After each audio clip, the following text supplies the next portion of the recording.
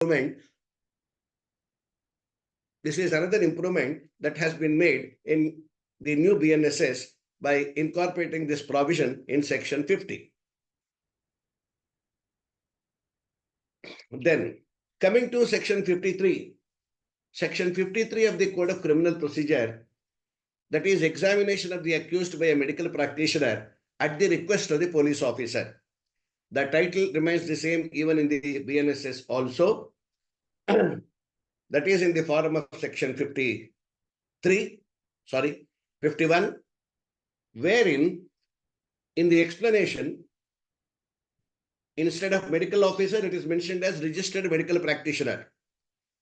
And who is a registered medical practitioner has been defined in explanation B to section 51, subsection 3 of section 51. It says, the definition of the term registered medical practitioner as found in explanation 2B of section, as per section explanation B of BNSS should be read like this. Registered medical practitioner means a medical practitioner who possesses any medical qualification recognized under the National Medical Commissioner Act of 2019. Earlier, it was mentioned under the Indian Medical Council Act of 1956. That has been now removed, and in its place it is mentioned National Medical Commissioners Act of 2019, and whose name has been entered in the National Medical Register or in the State Medical Register under this Act. So this is another change or addition that has been made to section 51 of the BNSS. And there is one more proviso that has been added to section 51, which was not there in CRPC, that is subsection 3 of section 51. Because the corresponding sections in CRPC was not providing any time limit for the medical officer or the registered medical practitioner to send the report. It was left to the medical practitioner or the medical officer concerned. But subsection 3 says, a registered medical practitioner shall, without any delay, forward the examination report to the investigating officer. So there shall not be any delay. It shall be immediately forwarded. That is another addition that has been made to section 51 of the BNSS.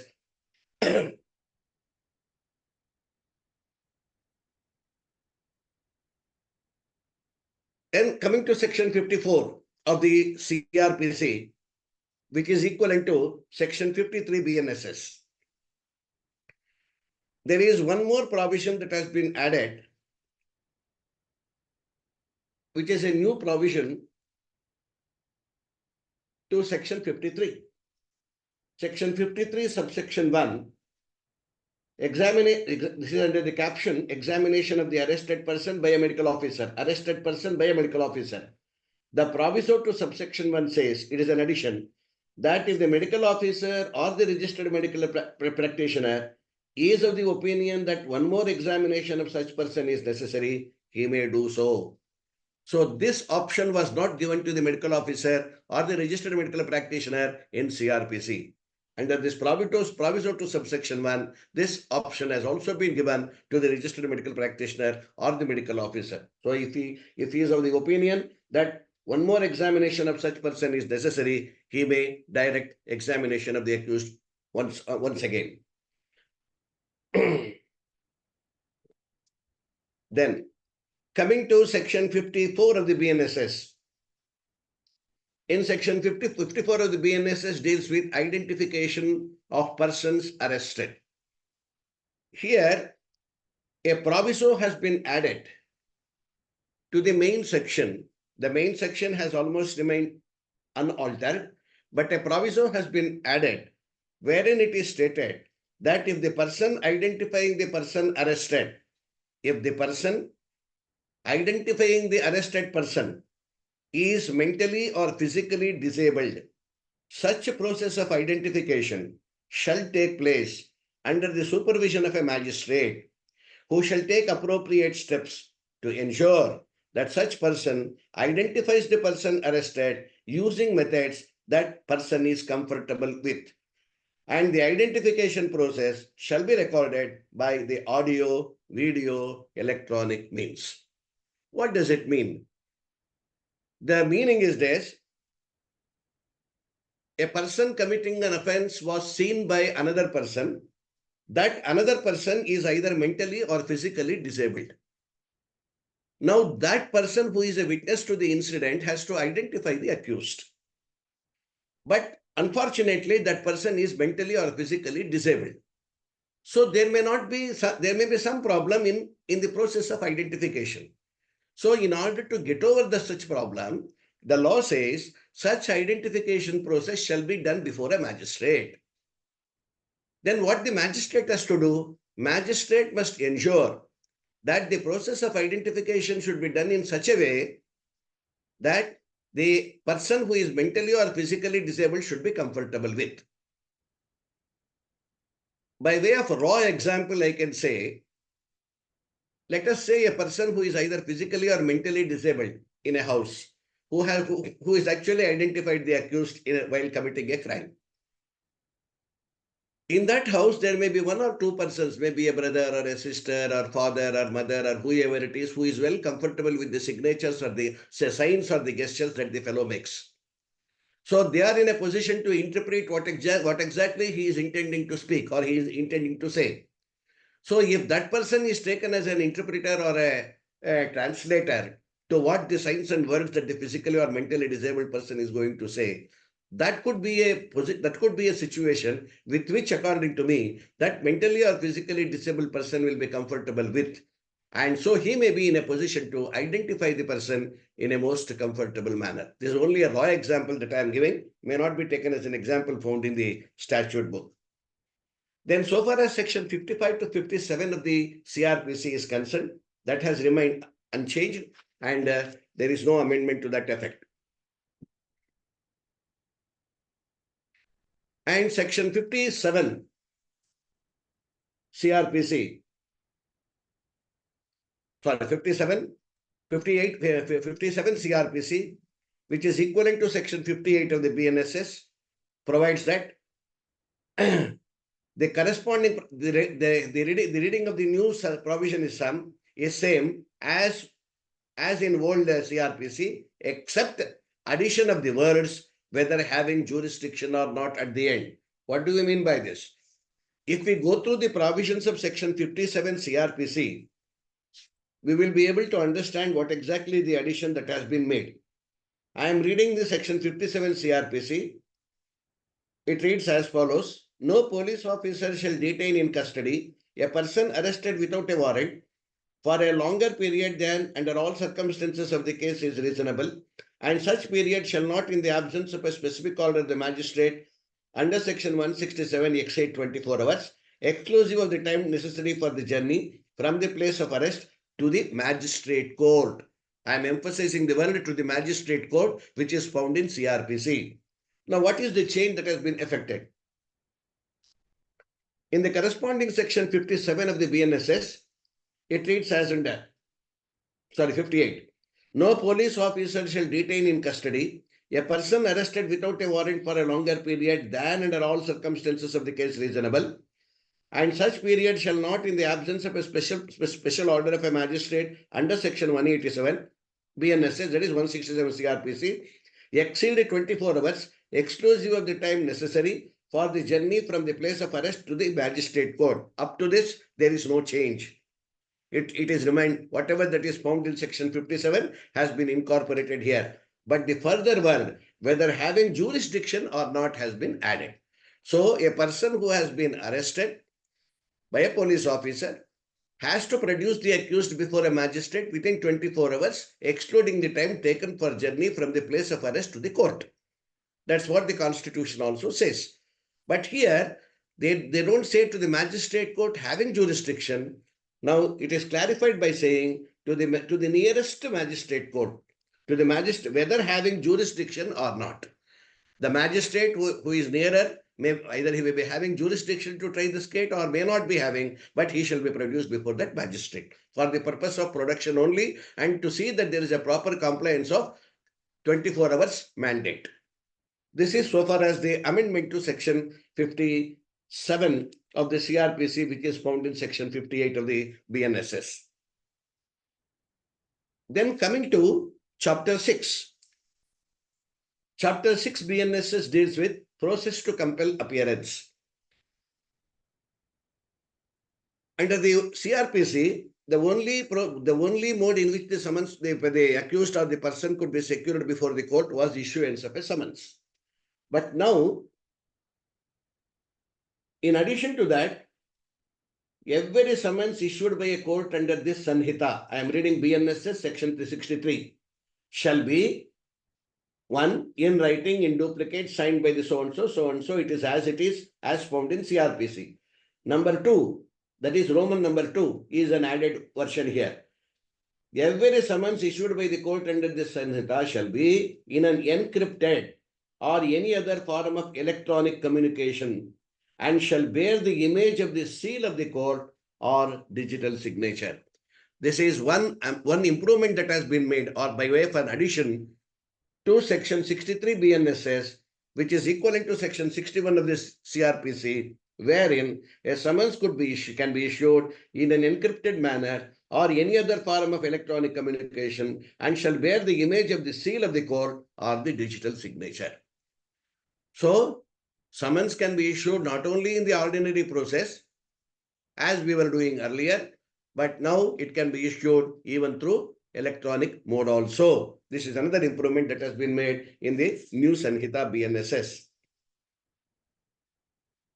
Then, section 64 of the BNSS is equivalent to section 62 CRPC, which deals with how summons should be served. Here, there is one proviso which has been added to section 64, which provides that the police station or the registrar in court shall maintain a register to enter the address, email address, phone number, and such other details as the state government may by rules provide. So whatever that is provided in the rules framed by the state government, in accordance with that rule, a register will have to be maintained both in the police station as well as in the court by the registrar, wherein the name and address of the person to whom the summons are to be issued and the email address, mobile phone number, and all other particulars as may be prescribed will have to be entered. So this is an addition that has been made in BNSS. These things are very important, particularly for the lawyers who are practicing on criminal side, so that you can ensure that the summons could be served only through this mode also, and the service could be very quick and very convenient and also very accurate and authentic, so that you can be assured that the summons that is issued by the court would be certainly delivered to the person, because it will carry email or the phone number which the person himself has given.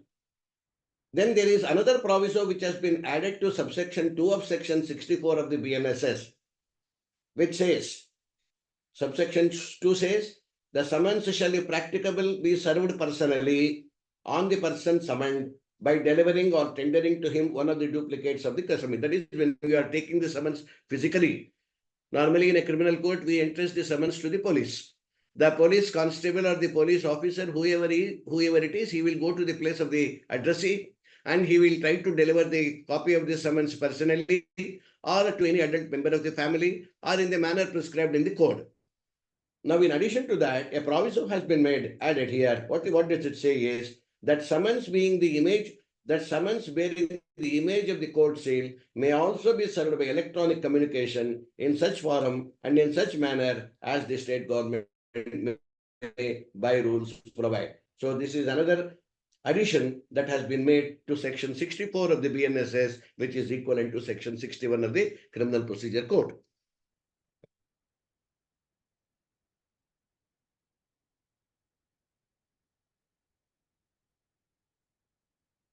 Then we will move on to section 65.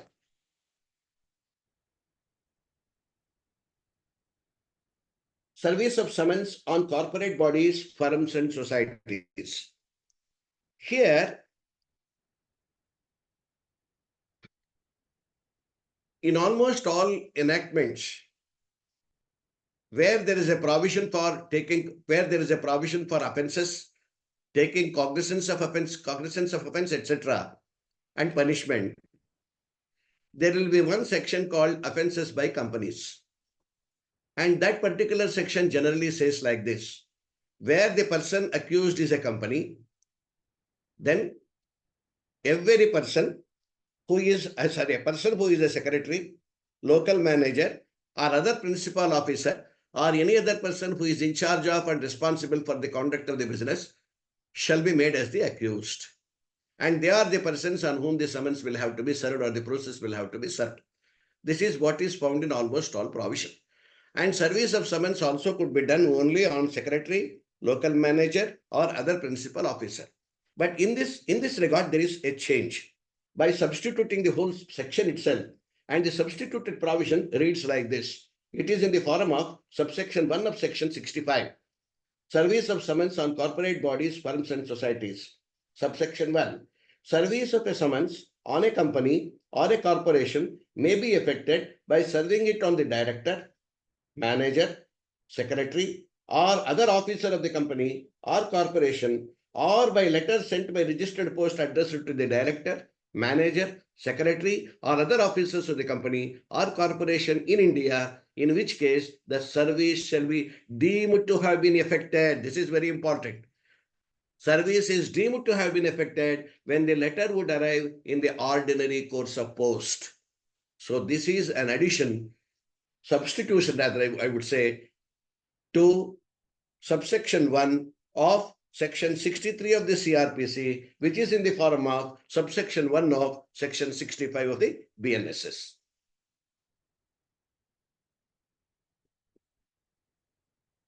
Even subsection 2 also appears to be an addition here, wherein it is mentioned service of a summon on a firm.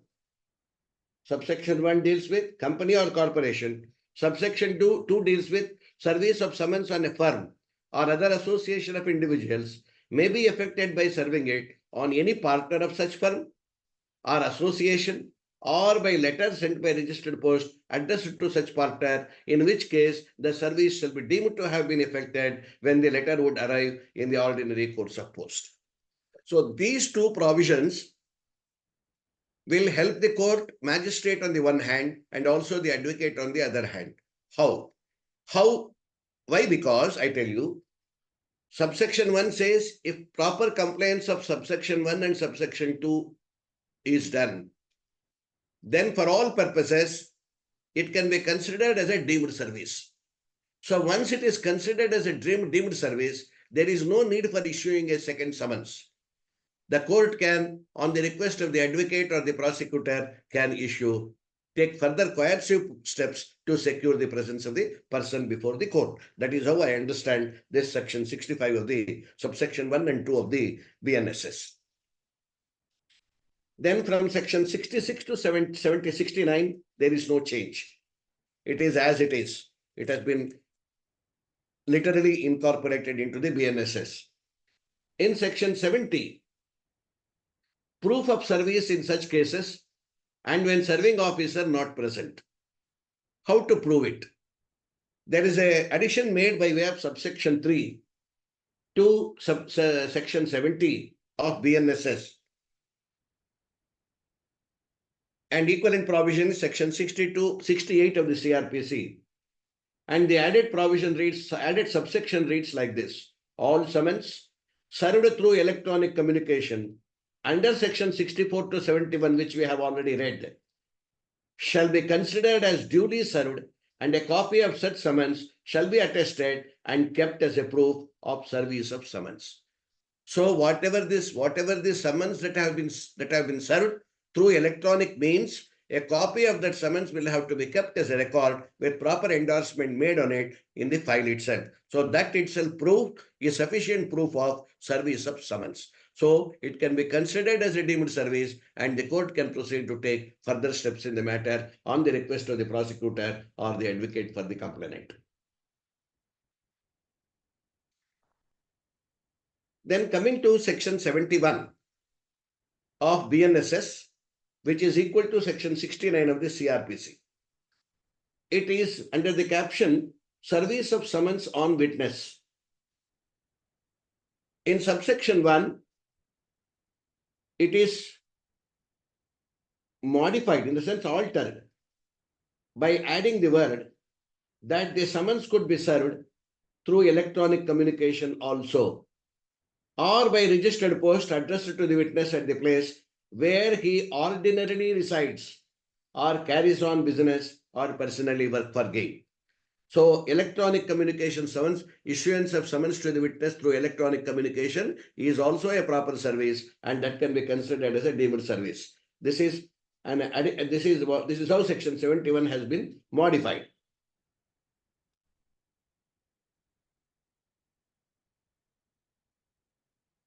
Then section 71(2), that also has undergone some modification.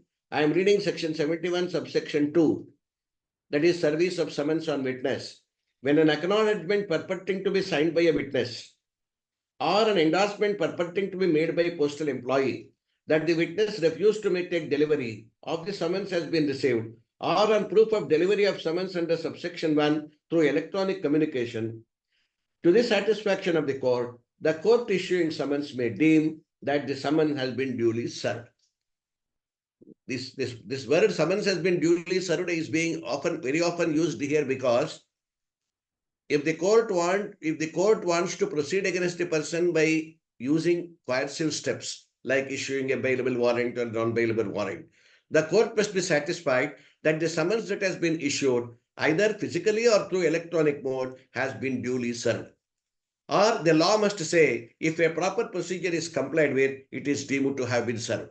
So only when the court is satisfied that there is a deemed service or service, then the coercive steps can be taken. Therefore, it is in that context that the wordings, that is the phrase, summons has been duly served, summons has been deemed to have been duly served. Those words are employed in the relevant sections.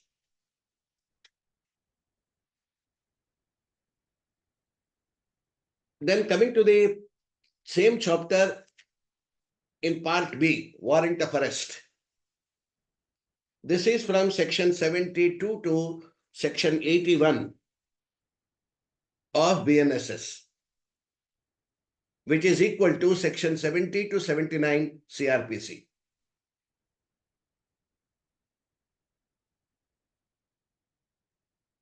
In this, there is only one or two amendments about which I am going to bring to your notice. That is section 82 subsection 2 of BNSS. Section 82 deals with procedure on arrest of person against whom warrant is issued. Procedure on arrest of person against whom warrant is issued. This section has got two subsections. Subsection 1 has remained as it is, and there is no change. Subsection 2 has been added. It reads as under: on the arrest of the person referred to in subsection 1, the police officer shall forthwith give information regarding the arrest and the place where the accused person is being held to the designated police officer in the district and such officer of another district where the arrested person normally resides. Supposing a person who is a resident of Mysore, so it is the duty of the police officer who is arresting him to inform the designated police officer in Bangalore district as well as in Mysore district. This is what is found in by way of subsection 2 of section 82. Then there is one modification in subsection 4. In the CRPC, that is in the equivalent provision section 82,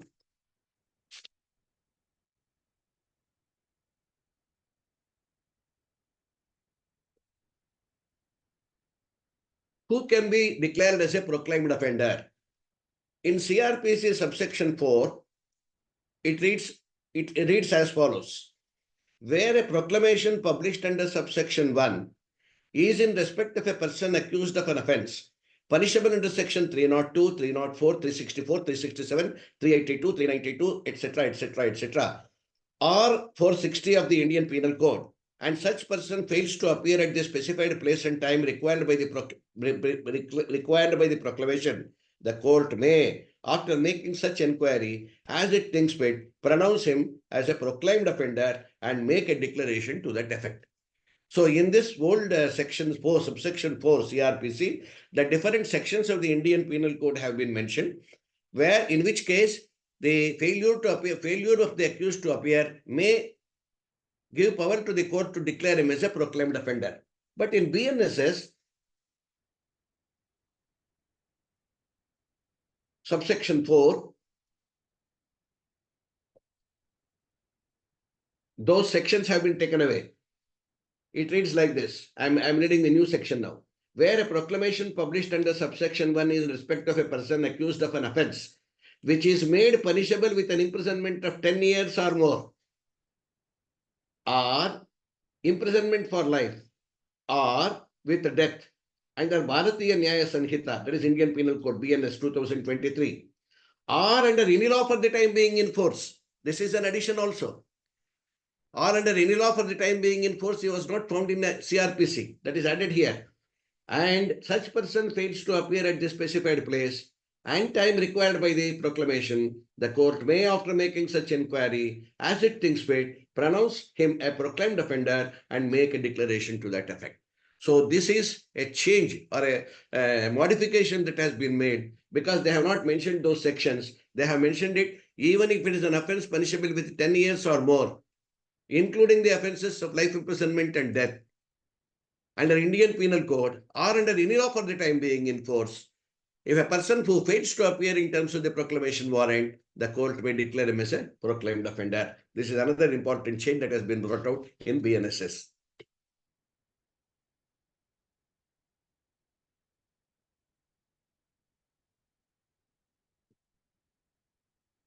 Then, a new section has been introduced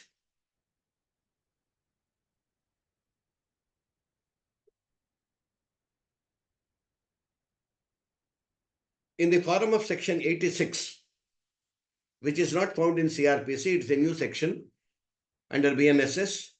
Identification and attachment of property of a proclaimed person. How to identify the property of a proclaimed person. This section is a new section which reads as follows. The court may, on the request of the police officer, not below the rank of a superintendent of police or commissioner of police, initiate the process requesting the assistance from court or an authority in the contracting state for identification, attachment, and forfeiture of property belonging to a proclaimed person in accordance with the procedure provided in Chapter 8, that is dealing with reciprocal arrangements for assistance in certain matters. So this is a new addition that has been made in the form of section 86. As per the Chapter 8, contracting state means any country or place outside India in respect of which arrangements have been made by central government with government of such country through a treaty or otherwise. So this is so far as Chapter 6 is concerned. Now coming to Chapter 7. Chapter 7 deals with process to compel the production of things. Process to compel production of things. Part A deals with summons to produce. So here the section 94 of the CRPC gives power to the court as well as to the police officer to summon any document or thing which is in possession of a person for the purpose of investigation or trial. Now here in this particular section, there has been use of the word telegrams and telegraphs. They are no longer in use, hence they have been omitted.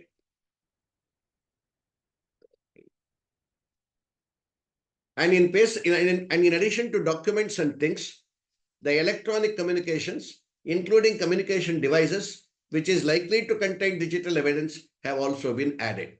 Which means to say that the court or the police officer, if he is of the opinion that the document or a thing is in custody of some person, and that person will have to be directed to produce those documents or things, then document or thing includes electronic communication, including communication devices, which is likely to contain digital evidence. They have also been included there. So here Again, the telegraphic authority has been omitted. This is so far as the summons to produce is concerned. Then coming to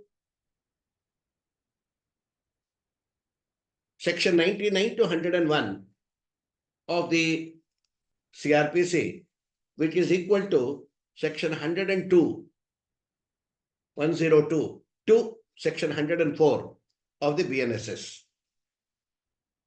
Here, section 103, 104, 102, no change. In section 105, which deals with the miscellaneous topic, under the caption, recording of such and seizure through audio, video, electronic means. This is a new section which has been added. And this new section reads as under, the process of conducting search of a place,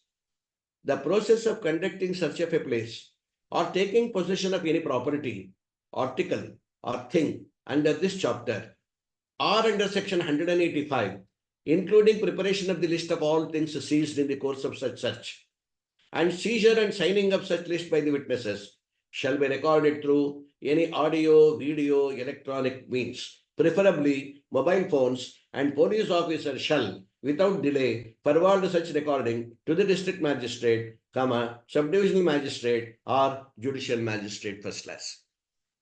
So here, this is actually, according to me, a revolutionary change in the criminal jurisprudence, because hitherto we were preparing search seizure list or mahazars, spot mahazar, seizure mahazar, or whatever it is, either manually or typewritten or a computer.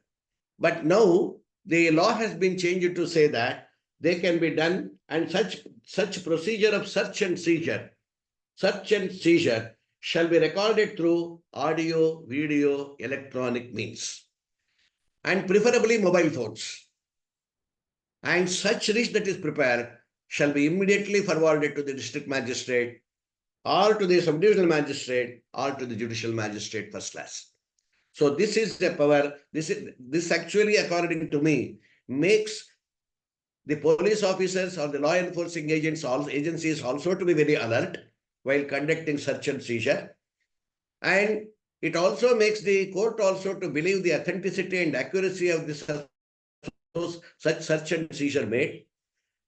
And so therefore, it adds to authenticity and accuracy. And this particular section, according to me, will make the investigation more accurate and perfect.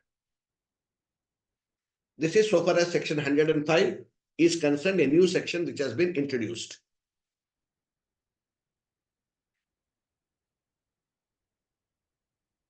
Then there is another new section, which is a very important section, which has been inserted in BNSS. It doesn't find a place in CRPC, naturally, because it's a new section. But before discussing on this section, just for 2 minutes, I would like to draw the attention to the provisions of section 111(1) of BNS, that is 2023, that is Bharatiya Nagarik Sanhita, which defines an organized crime. Organized crime to include kidnapping, robbery, vehicle theft, extortion, land grabbing, contract killing, economic offense, cyber crimes, trafficking of persons, drugs, weapons, illicit goods and services, human trafficking for prostitution, human trafficking for ransom, etc., etc. Why I am using this? Why I have brought this particular section to the notice of the learned listeners is this. There we find the proceeds of the crime. The word used is proceeds of the crime. Now, when the proceeds of the crime is seized or recovered, how to deal with it is not mentioned in IPC. So it is in that context, I feel, that section 107, which is a newly inserted section in BNSS, assume greater importance. How? We will see. This section 107 contains 7 subsections. Each subsection is very important because they are step by police officer making investigation. has reason to believe that any property is derived or obtained either directly or indirectly as a result of criminal activity or from the commission of any offense, he may, make an application to the court or magistrate exercising jurisdiction to take cognizance of the offense or commit for trial or try the case for attachment of such property. If we read subsection 1 and we confine ourselves only to the attachment of the property, which is the proceeds of the crime, or property derived or obtained or directly, either directly or indirectly through as a result of criminal activity, how to deal with such property by a police officer who is making an investigation and who has seized the property which was obtained either directly or indirectly by the accused persons as a result of criminal activity. So subsection 1 says such investigating officer,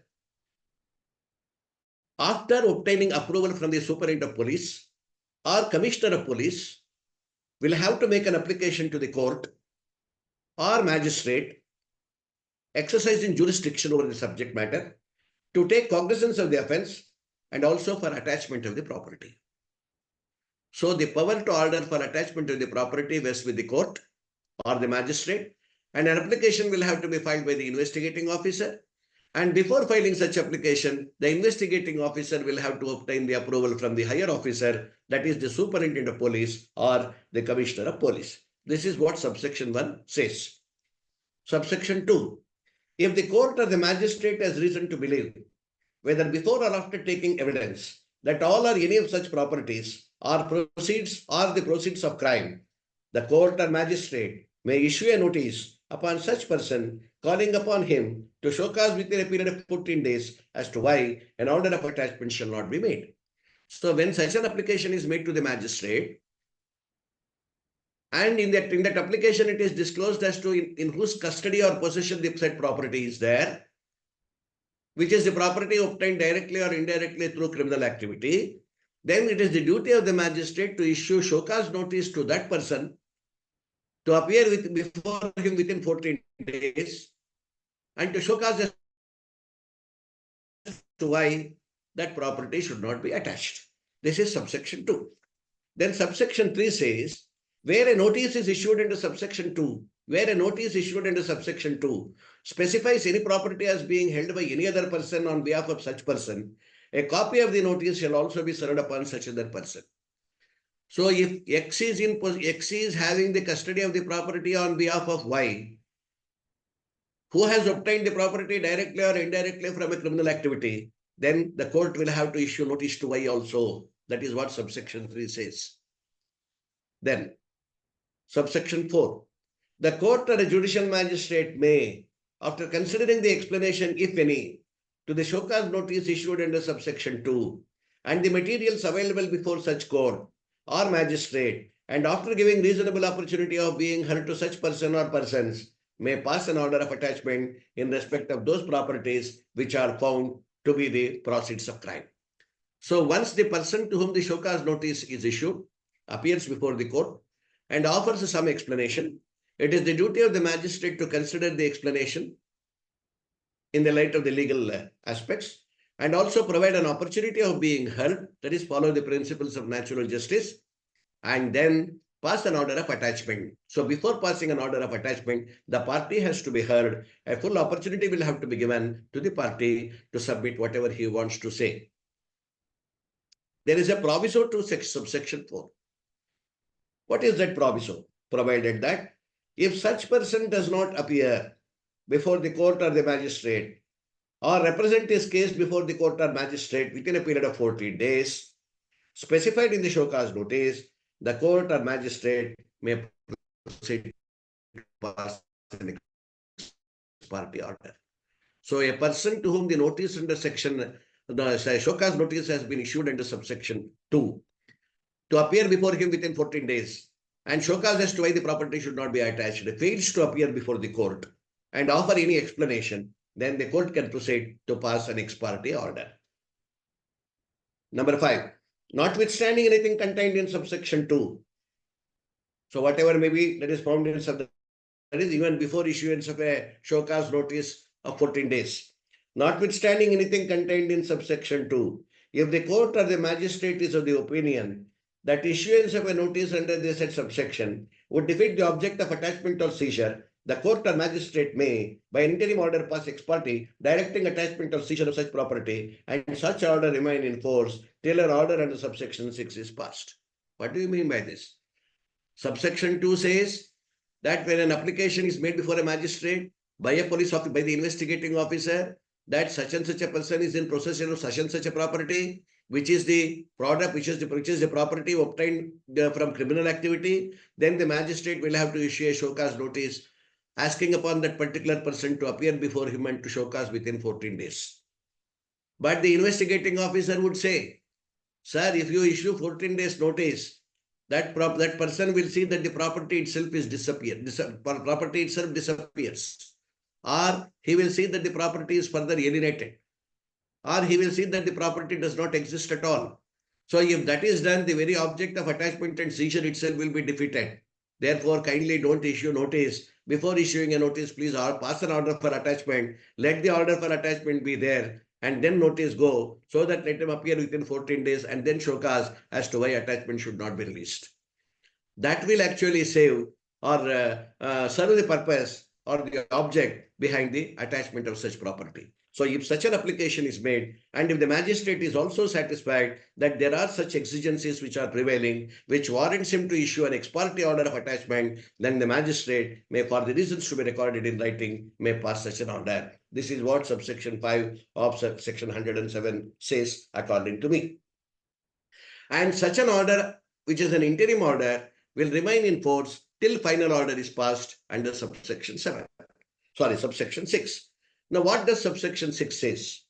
If the court or a magistrate finds that attached or seized properties to be the proceeds of the crime, the court or magistrate shall by order direct the district magistrate to rateably distribute such proceeds of crime to the persons who are affected by such crime.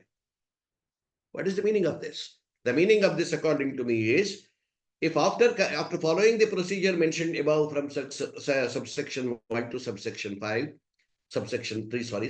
3, if the magistrate is satisfied that whatever the property that the investigating officer is talking about is the property which has been obtained either directly or indirectly by practicing criminal activity, and it is the proceeds of the crime, then he can order for attachment and also direct the district magistrate to distribute the proceeds of the crime to those persons who are affected by the crime rateably. So that power has been given to the magistrate, and it is the duty of the district magistrate to see that the orders of the magistrate is complied with. Then subsection 7. On the receipt of an order passed under subsection 6, the magistrate shall within a period of 60 days, magistrate here refers to district magistrate, within a period of 60 days, distribute the proceeds of the crime either by himself or authorize an officer subordinate to him to effect such distribution. So if a district magistrate is directed by the magistrate to make a rateable distribution among the persons who are affected by the crime, then the district magistrate within a period of 60 days should see that the property is rateably distributed among the persons who are the victims of the crime. If he cannot do it, he must entrust the matter to the officer subordinate to him, maybe the Taluka Executive Magistrate, that is Tahsildar, or to a subdivisional magistrate, that is the Assistant Commissioner. Subsection 8. If there are no claimants to receive such proceeds, or no claimant is ascertainable, or there is any surplus after satisfying the claimants, such proceeds or claim shall stand forfeited to the government. So in order to, before ordering for forfeiture to the government, the court must be satisfied that there are no claimants to receive the proceeds of the crime, or claimants are not ascertainable. It is not possible to find out who the claimants are. Or even after distributing the amount proceeds of the crime to all the claimants, victims, still there remains some amount, some proceeds. Under any of these three circumstances, whatever the property that remains, that will be the property of the government and that can be confiscated to the government, that is forfeiture. So these, according to me, this section 107 will have to be read with section 111 and I think 113 of the Indian Penal Code also. So this is a very, very important section, a new section which has been introduced in the BNSS, that is Bharatiya Nagarik Suraksha Sanhita. From section 102 to 105, there is no major amendments, I have already said. Now coming to chapter 9.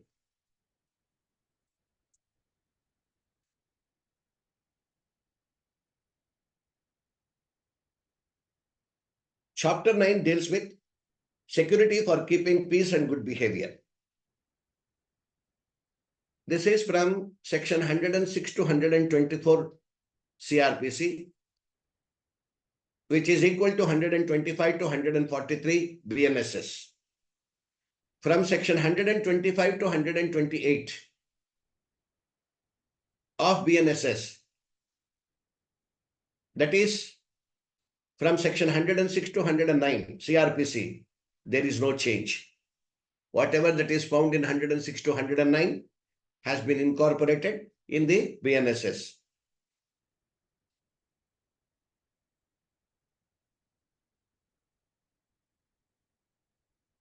And there is a small addition that has been made in section 129 BNSS, which is equal to section 110 of the CRPC. Then coming to chapter 10.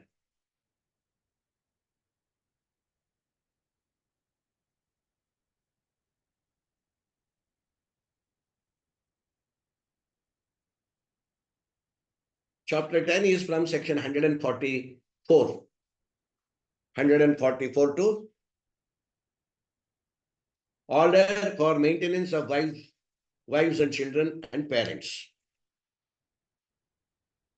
144 to 147. Here, there is no major amendment, but a very small amendment, but has got a wider impact. Section 144 subsection 1, which is equivalent to section 125 subsection 1 CRPC, says that if any person having sufficient means refuses or neglect to maintain his wife or legitimate or illegitimate children and parents, the court shall order him to pay maintenance. That all of us are aware. So far as the procedural aspect is concerned, that is the jurisdictional aspect is concerned, section 126 of the Criminal Procedure Code provides that, one second please, such petition for maintenance can be filed in the district where he is residing, that is husband, or where he or his wife resides, or where he last resided with his wife, or as the case may be, with the mother of the illegitimate child.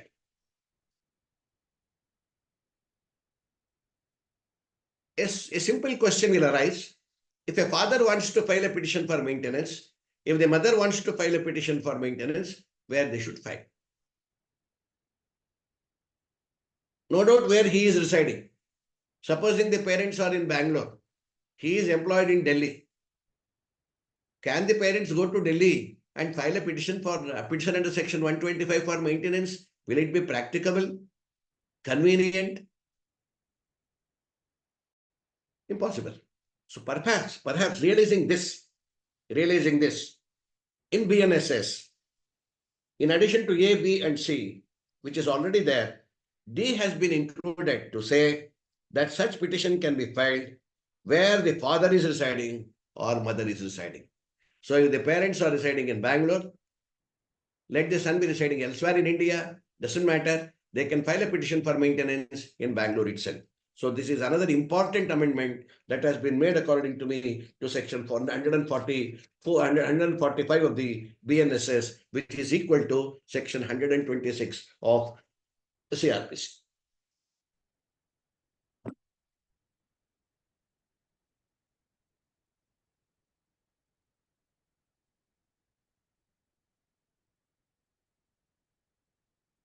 Then chapter 10, maintenance of public order and tranquility.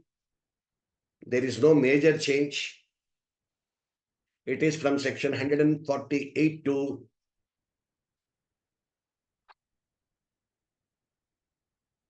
163, sorry, 148 to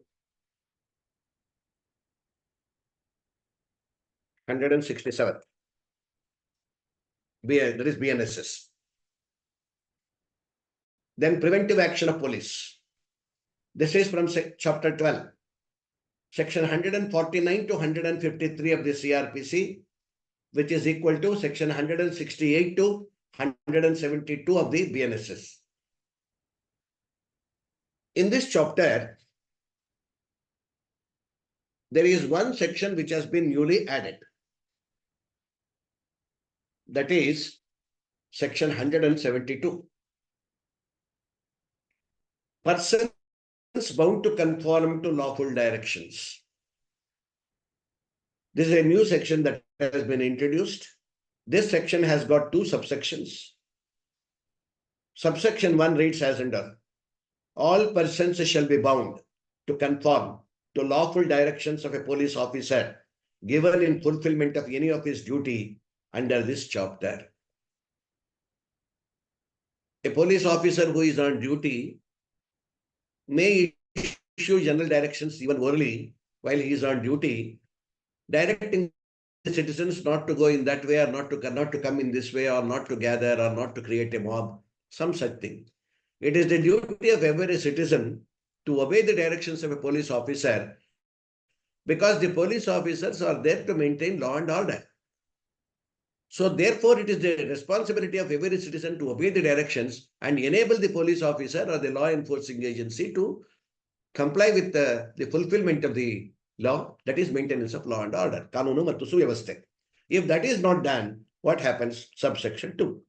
A police officer may detain or remove any person resisting, refusing, ignoring, or disregarding to conform to any directions given by him under subsection 1, and may either take such person before the magistrate or, in petty cases, release him as soon as possible within a period of 24 hours. So this section 172 is a new section which has been added in chapter 12 under the head, under the caption preventive action of the police.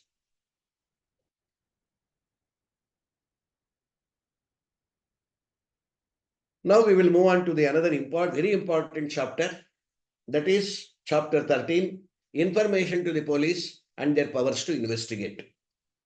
That is section 154 of the CRPC. This section has undergone some major changes. Before understanding what the major change is, let us understand in brief as to what was section 154 CRPC. Section 154 CRPC says, where an information relating to a cognizable offence is given to a police officer, where an information relating to a cognizable offence is given to a police officer, either in writing or orally, and if it is given orally, it shall be reduced into writing and read over to the informant, obtain his signature, and then record the gist of the information in a separate register prescribed by the state government, and then provide a free copy of the same to the informant. This is what subsection 1 says.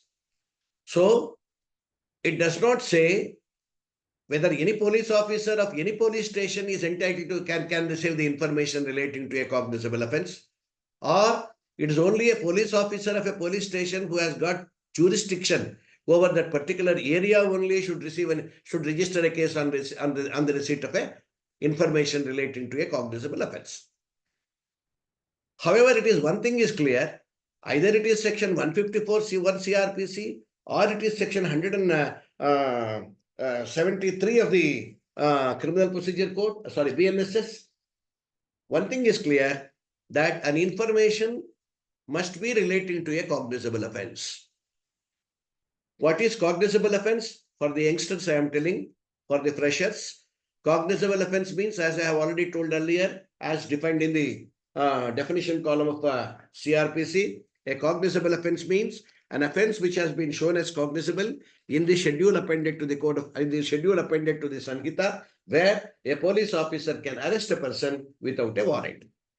So an information that is given to a police officer must be of a cognizable nature, number one. I also told in the first session itself that it is not a complaint. We have seen what the complaint is. Complaint has been defined as any allegation made either orally or in writing to a magistrate with a view of he taking action against a person or known or unknown for the offense committed. So this is only an information given either orally or in writing to a police officer relating to the commission of a cognizable offense. First part. The another important change that has been brought out in subsection 1 of section 173 is very important change, irrespective of the area where the offense is committed. This is a very, very important change that has been brought about. Because section 154 was silent about this. Whether a police officer in Bangalore can receive a information relating to a cognizable offense given by a person staying at Mysore, that was not clear. So if an information is given in Bangalore for the offense taken place at Mysore, the Bangalore police officer could say, this is not the offense has not taken place within my jurisdiction, therefore I don't want to entertain it. But the new Sanhita subsection 1 has made it clear, whether you have jurisdiction or no jurisdiction, you must receive the information when given by a person, either in writing or orally, relating to a cognizable offense. So this makes the what is it called? Ease to a common man. Supposing I would like to give a raw example. Supposing I am residing in I am in Mysore. I went to Mysore on some personal work. I was compelled to stay there for a couple of days. The neighbor of my house telephoned to me. Sir, it appears that your house has been, your lock has been broken and the door is also broken. I think some perpetrators of the crime have made an attempt to commit theft or some such thing. So I get the information at Mysore. I may not be immediately in a position to come down to Bangalore and lodge a complaint, give information to the police. I have to wait for 3 days. By that time, there will be delay in lodging the information. And by that time, what happens to my house, God only knows. Under such circumstances, the claimant would be placed in a fix. Now, this particular change that has been brought out in section 1 relieves me of that. Even when I am in Mysore, I can give an information relating to a cognizable offense about which I have received a report to the police officer in the meaning of saying, I am reading what is in subsection 1 of section 173 of the BNSS.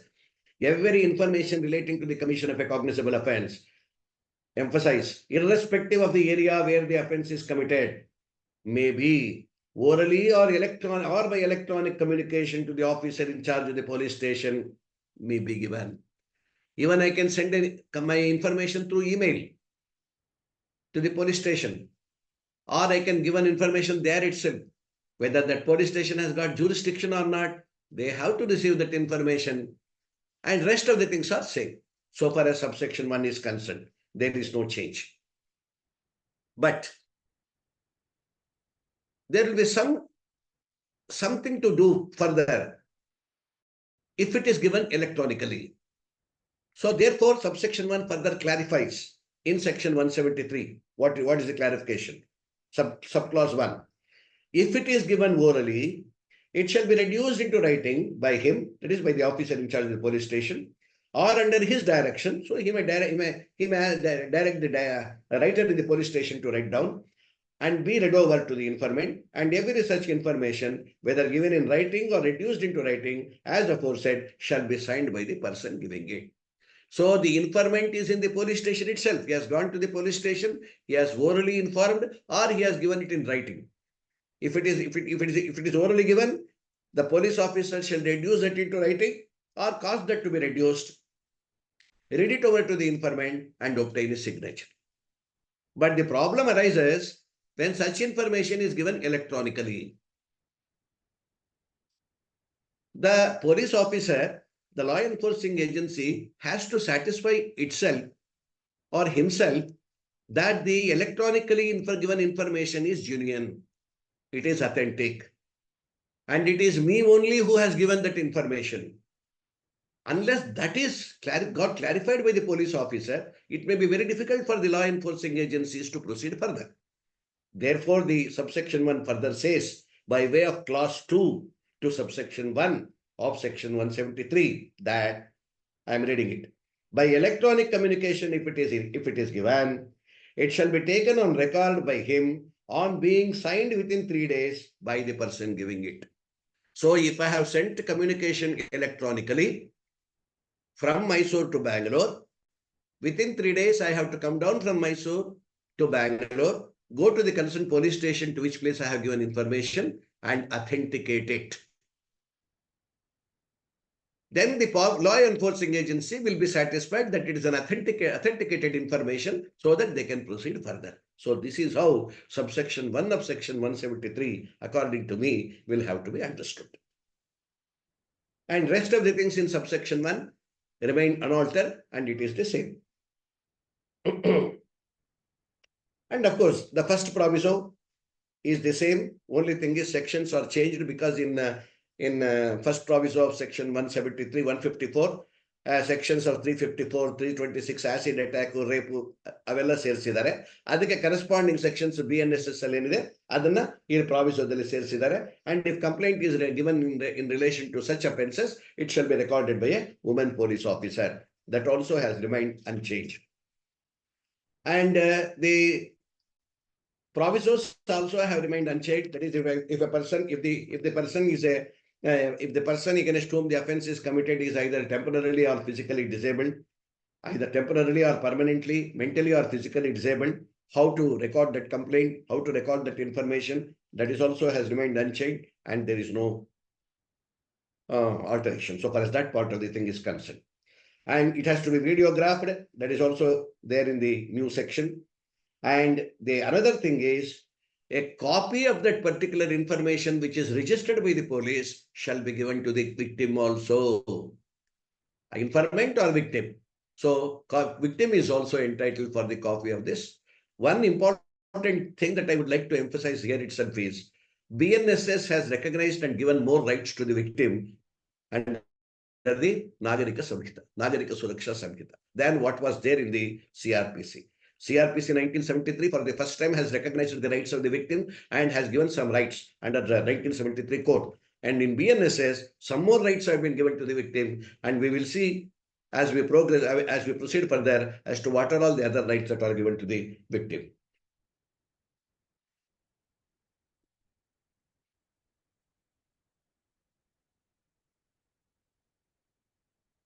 There is one more change that has been made in section 173 of chapter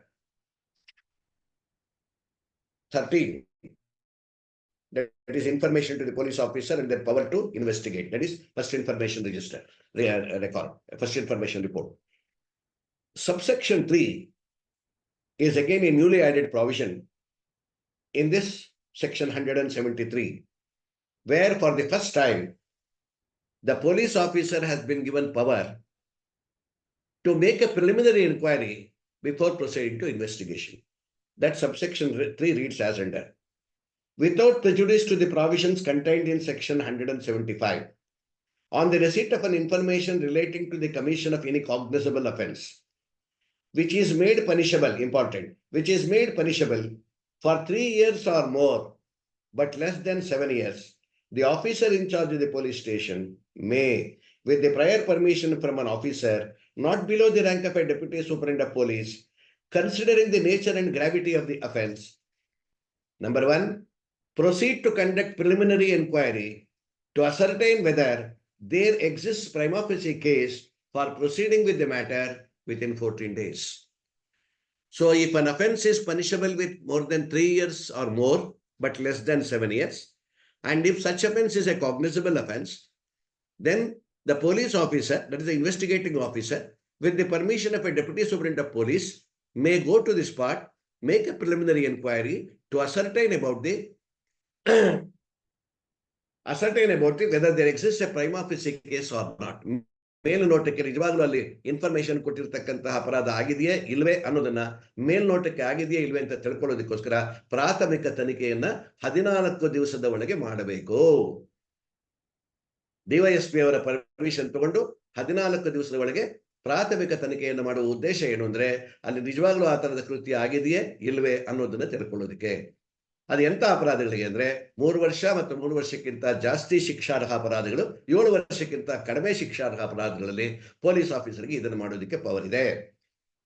second amendment, proceed with the investigation when there exist a prima facie case.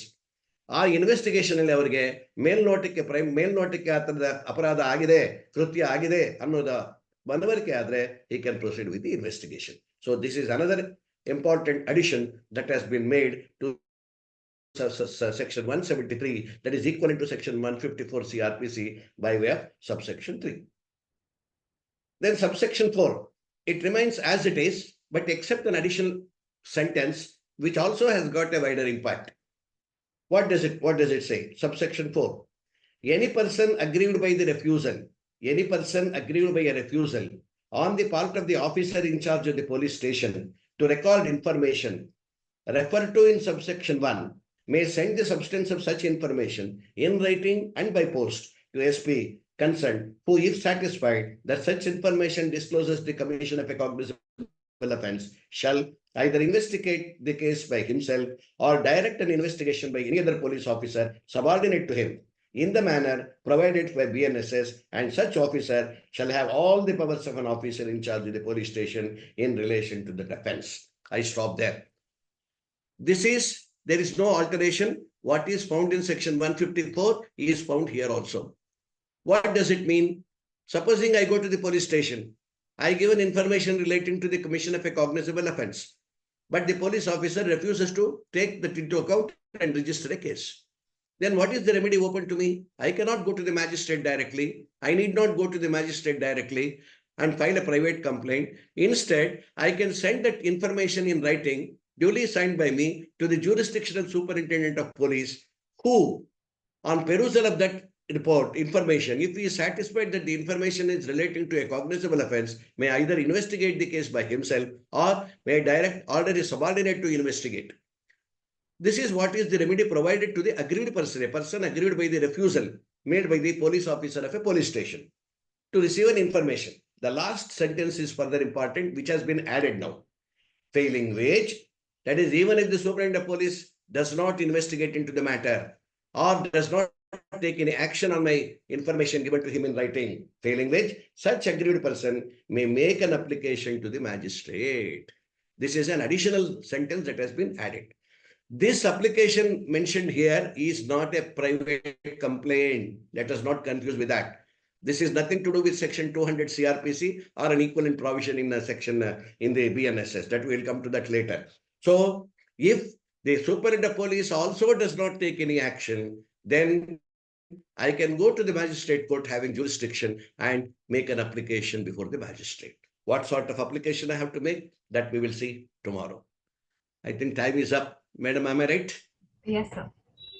So thank you very much. Yes. Thank you, sir. Thank you, Honorable Justice Venkata Sudarshan, sir, for discussing the nuances of the newly implemented procedural law. Now the forum is open for the question answer session. If any of the participants have any questions, please send it across in the chat box. Now I request Mr. Mallikarjun, sir, to pose the questions before the esteemed speaker.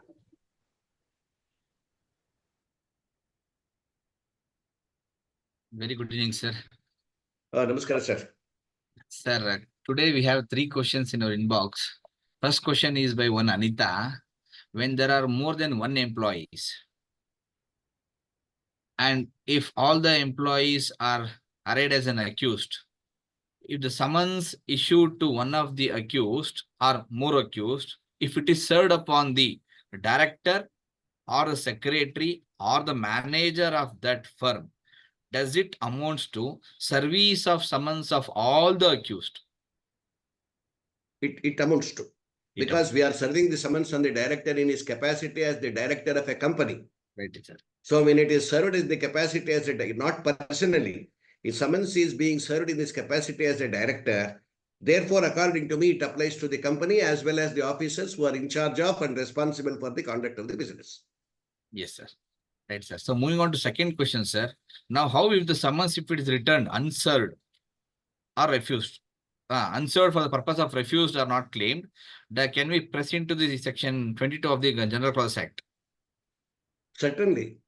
If this summons are registered sent through registered post acknowledgement to due, and if the address is properly made, correctly written, that is the complete postal address must be there. Supposing you say XYZ Chamrajpete, Bangalore, that is not a full address. Chamrajpete is a very big extension. There are so many main roads, so many crossroads, so many crossroads are there. So therefore, the address must be complete postal address, correct address, and the address last known to the complainant, and it should be duly stamped, properly stamped. And if all these requirements are fulfilled, and if such notice is written undelivered, not claimed, or refused, that amounts to a deemed service. Yes, sir. Right, sir. And the third question and the last question for the day is usage of word preliminary inquiry. Under the garb of this preliminary inquiry, does the police have power to summon the accused or to issue notice to ascertain that whether there exists a prima facie case or not? Here, preliminary inquiry has to be done for the purpose of whether to decide whether to proceed with the investigation or not. Question of arresting the accused arises only when the investigation is taken up, not before the investigation. Therefore, question of arresting the accused during the preliminary inquiry does not arise.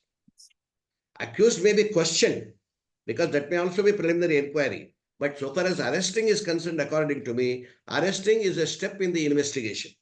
So only when the police officer decides to investigate, after holding that there is material to proceed against him for a cognizable offense, then of course, if he feels it is necessary, he can arrest. It is not in every case that the police officer must and should arrest. It is left to the police officer in a given case whether to arrest or not to arrest. So you mean to say that we can conclude that the word preliminary inquiry, the power of a is only for a limited purpose of finding out whether there exists a prima facie case or not, as mentioned in the report, and whether the offense is a cognizable offense or not. So because if it is a non-cognizable offense, the police officer has no power to further look into the matter at all. He can neither investigate nor he can arrest. So for this purpose, even accused can be summoned only to ascertain the prima facie case. To satisfy himself whether or not there exists a prima facie case. Yes, sir. Right, sir. That's my answer. Yes, sir. Fine, sir. So these are 3 questions for the day, sir. Now, thank you for clearing the doubt, sir. Now I request Ms. Sankirtana to take over.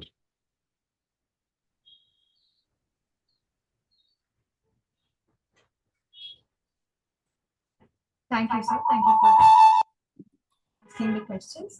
I would like to conclude the session.